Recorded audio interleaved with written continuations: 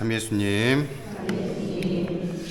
네, 오늘 필립보와 성 야고보 사도 축일을 지내고 있습니다. 필립보 사도와 야고보 사도는 12사도 가운데 하나로 예수님의 복음을 전하면서 살아가셨던, 또 순교하기도 하셨던 그런 분들이시죠. 이분들이 예수님에 대한 믿음을 가지고 복음 선포를 할 수 있었던 가장 큰 이유가 있다면 무엇일까 생각을 해보면 예수님에 대한 확신이 있었기 때문이다 라고 볼 수가 있습니다.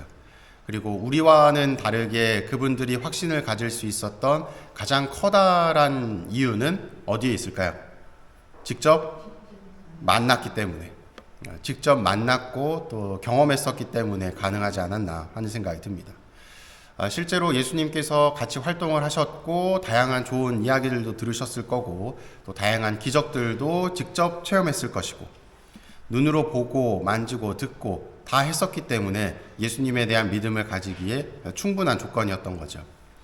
그리고 가장 큰 사건은 돌아가시고 나서 부활하신 이후의 사건을 직접 마주했기 때문에 사람이 죽었다가 다시 살아났다라고 하는 있을 수 없는 일을 직접적으로 체험했기 때문에 예수님에 대한 믿음이 확고해질 수 있었던 것이죠. 즉 쉽게 얘기하면 예수님을 만났기 때문에 예수님의 인간 예수가 아니라 하느님의 아들 예수님을 만나고 경험했었기 때문에 그들은 믿음을 가질 수 있었다라고 볼 수가 있는 겁니다. 그렇다면 우리도 믿음을 가지기 위해서는 무엇이 필요할까요? 인간 예수님도 필요하지만 하느님의 아들이신 예수님을 직접 만나게 된다면 우리도 믿을 수 있겠죠. 어디서 만날 수 있을까요? 우리는 이 성사 안에서, 특별히 미사 안에서 만날 수 있다라고 이야기를 합니다. 그리고 지금도 살아계시고 현존하시는 예수 그리스도의 성체를 받아 모심을 통해서 우리는 그리스도와 하나 될 수 있다라고 이야기를 하시죠. 근데 우리는 예수 그리스도와 하나 된다, 이 성체를 받아 모시는 것으로 하나 된다라는 것으로는 또 약간 부족하다라고 느끼시는 분들도 계실 거예요. 왜냐하면 눈에 인간의 형상으로 나와 함께 하시는 예수님, 그리고 제자들에게 보였던 것처럼 내 삶에 커다란 기적을 일으켜 주시는 예수님, 그러한 분이 있어야만, 그리고 내가 그걸 경험해야만 진짜구나 라고 느끼는 것이지 그냥 그렇대 이렇대 라고 하는 것에 쫓겨다니다 보면 믿을 수 있는 여지가 크지 않을 것이라는 생각이 듭니다. 저는 어떨까요? 저도 예수님에 대한 믿음이 확고할까요? 사제로 살아가는 데 있어서 가장 중요한 것이 바로 이 믿음입니다. 예수님에 대한 믿음이 없다면 사제로 살 이유가 없겠죠. 그럼에도 불구하고 사제도 인간이기 때문에 내가 너무 힘들고 지치고 괴로울 때에는 하느님이 어디 계시다는 거지? 날 이렇게 힘들게 하시지? 머리로는 알고 있죠. 그래도 항상 함께 하시지. 근데 지금 내가 이렇게 힘든데 어디 계시다는 거야? 하면서 그 시간이 길어지면 길어질수록 점차적으로 이 우울감에 빠지고 또 자괴감에 빠지고 때로는 열등감에 빠지기도 하는 그런 자기 자신을 파고드는 좋지 않은 모습을 보이는 때가 있습니다. 그렇기 때문에 사제로 사는 것이 가장 힘든 부분 중에 하나가 그것인 것 같아요. 사제로 사는 데 있어서 가장 중요한 존재 자체인 예수님에 대한 믿음이 선제되어야 되는데 그 믿음이 흔들리게 된다면 사제로 사는 데 있어서 매우 힘들겠죠. 그래서 사제는 기도해야 되고 항상 스스로를 돌아보아야 된다라고 이야기를 합니다. 그 돌아보는 과정 속에서 하느님을 또 예수님을 만날 수 있기 때문에 제가 사제가 된 과정을 한번 이렇게 쭉 생각해 봤었던 때가 있었는데 내가 사제가 어떻게 됐을까라는 생각을 했었는데 가장 1차적으로 제가 사제가 될 수 있었던 것은 저의 선택이었습니다. 제가 신학교를 지원서를 썼기 때문에 그리고 신학교를 가기 위해서 공부를 했고 신학교에 입학을 했고 또 신학교에서 제시해주는 다양한 교육과정들을 제가 이수를 했기 때문에 그래서 지금 여러분들 앞에서 사제로서 살고 있는 것이죠. 그런데 그 과정들을 쭉 살펴보면 조금은 이제 다른 부분들이 있지 않나 하는 생각이 듭니다. 가장 먼저 제가 이 세상에 태어날 수 있었던 것, 뭐 부모님의 사랑을 통해서 태어났다라고 하지만 저의 개인적인 그 상황을 보자면 제가 태어나지 않을 수도 있었거든요. 강론 때도 한 몇 번을 말씀드렸던 것 같은데 제가 원래는 둘째였어요. 저희 위에 이제 먼저 잉태되었던 형인지 누나인지는 모르겠지만 누가 있었는데 어머님이 이제 이 태가 좀 약하셔가지고 유산을 하셨죠. 그리고 나서 이제 저를 가지게 되셨고 그때 아버지께서 말씀하셨던 것이 내 아들을 낳게 되면 어디에 보내겠다, 신학교에 보내겠다, 이런 마음을 먹었다고 이야기를 합니다. 그리고 그것이 이게 좋은 일인 건지 아닌 건지는 모르겠지만 지금 와서 후회하고 계실지도 모르겠지만 그 기도가 들어진 거죠. 그렇게 저는 태어나게 되었고 이제 살아가게 됩니다. 살아가게 되면서 사실 신학교에 가겠다는 생각을 가진 적은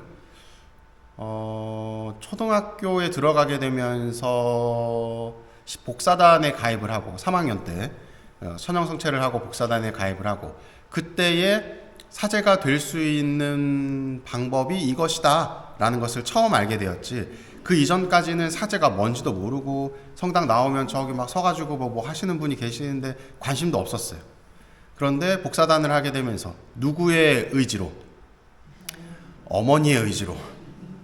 어머니께서 복사단에 가입하라고 해서 굳이 가입을 했고 굉장히 숫기가 없었고 내성적이었던 제가 남들 앞에서 막 복사를 서는 건 너무 힘들었는데도 불구하고 안 나간다고 그러면 어머님의 사랑 넘치는 매질로 나갈 수밖에 없었던 그러한 과정들이 있었던 것이죠.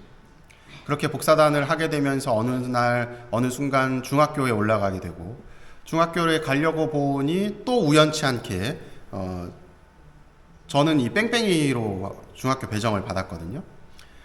돌리다 보니 그 많은 중학교 중에서 우리 수원교구에서 운영하는 가톨릭 재단에 중학교에 입학을 하게 되었고 입학을 하고 나서도 사실 뭐 신학교에 갈 생각은 1도 없었어요. 하나도 없었습니다.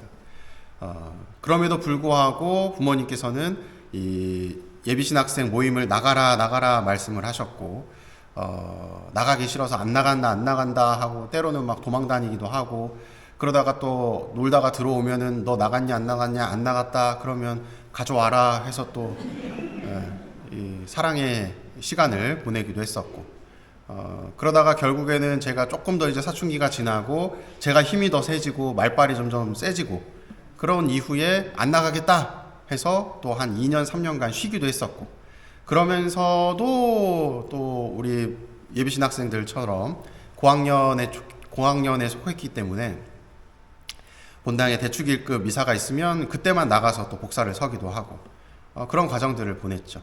그러다가 고등학교에 올라갈 때는 또다시 이제 고등학교 올라갈 때 성적으로 갔는데 제가 다니던 그 가톨릭 재단의 학교는 이 효명 중학교였는데 거기에 같은 부지에 효명 고등학교가 또 있었어요. 그래서 자연스럽게 이제 효명 고등학교로 입학을 하게 되었고 고등학교를 갔더니 교장 선생님이 누구셔요? 신부님이더라고요.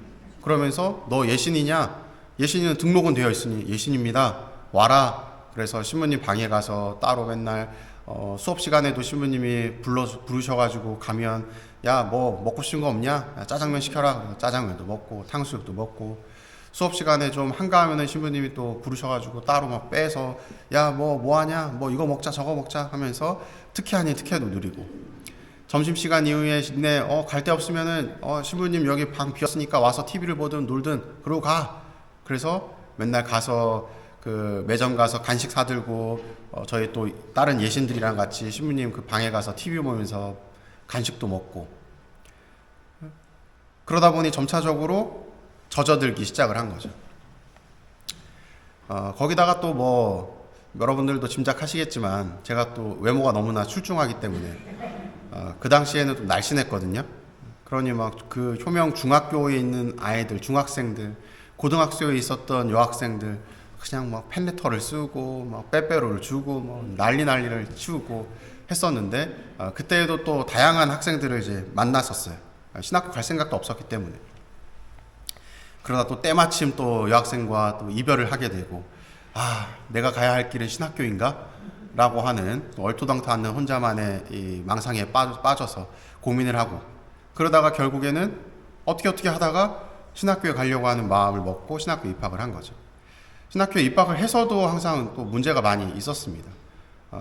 전혀 갈 생각이 없다가 간 사람과 가려고 마음을 먹었다 간 사람은 그 출발부터 다르거든요. 신학교가 어떤 삶인지를 전혀 알지 못하고 저는 갔어요. 근데 다른 동기들은 의지가 있었고 또 다양하게 또 정보를 듣고 그리고 갔었기 때문에 빨리빨리 적응을 했지만 저는 적응하기가 굉장히 힘들었습니다.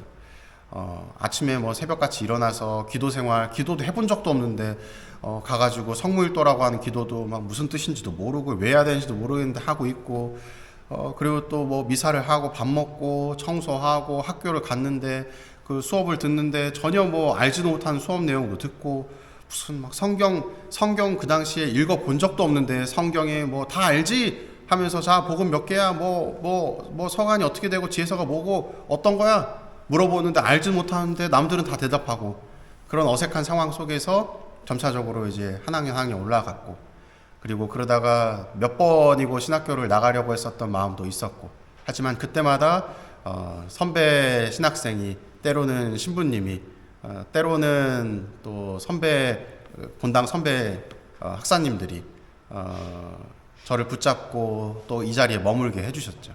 그리고 나서 지금에 온 겁니다. 그래서 지금 이렇게 되돌아보다 보면 제가 지원서를 쓰고 신학교에 와서 공부를 하고 서품을 받았지만 실질적으로 저를 사제로 만들고 이끌어준 것은 누굴까 생각을 해보면 다양한 상황과 사람들이지 않았나 하는 생각이 듭니다. 가장 첫 번째로는 부모님의 의지셨겠죠. 제가 신학교를 간다고 했을 때에도 오히려 기뻐하셨지 말리지 않으셨고, 그 모든 것들이 이미 제가 태어나는 그 순간부터 아버지도 어머니도 마음을 먹고 계셨기 때문에 가능했던 것이 아닌가 싶습니다. 제 삶의 모든 부분 안에 다양한 상황과 사람들이 저를 이끌었고, 그 상황과 사람들이 이끄는 데 있어서 하느님, 예수님, 성령께서 존재하시지 않았을까 하는 생각을 해봅니다.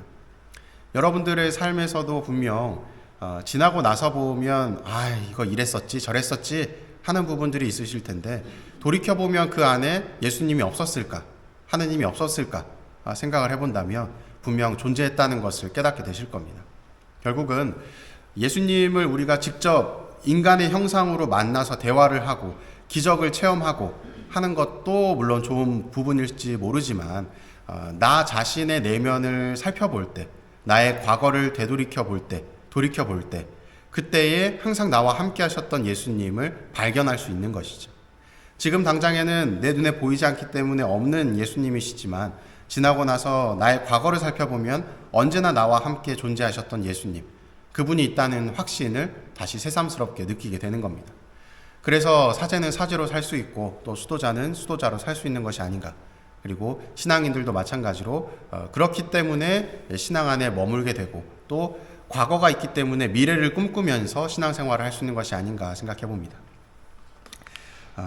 오늘 예수님께서 필립보에게 한 말씀을 마지막으로 강론을 마치도록 하겠습니다. 필립보야, 내가 이토록 오랫동안 너희와 함께 지냈는데도 너는 나를 모른다는 말이냐? 나를 본 사람은 곧 아버지를 뵌 것이다. 사랑합니다.